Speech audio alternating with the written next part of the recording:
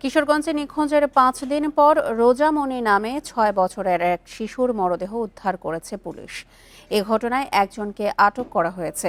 সকালে সদর উপজেলার মারিয়া এলাকার একটি পাটক্ষেত থেকে মরদেহটি উদ্ধার করা হয়। স্বজনদের বরাত দিয়ে পুলিশ জানায়, গত রোববার বিকেলে বাড়ির সামনের রাস্তায় খেলা করছিল শিশু রোজামণি। এরপর থেকে তাকে আর খুঁজে পাওয়া যায়নি।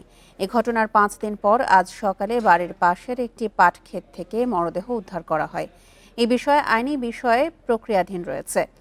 এদিকে গাজীপুরে একটি কালভার্টের পাশে পড়ে থাকা একটি কার্টুনের মধ্য থেকে নবজাতকের মরদেহ উদ্ধার করেছে পুলিশ। সকালে সদর উপজেলার বানিয়ারচালা পূর্বপাড়া এলাকায় এই ঘটনা ঘটে। নবজাতকের পরিচয় এবং মৃত্যুর সঠিক কারণ জানতে কাজ করছে বলে জানিয়েছে পুলিশ।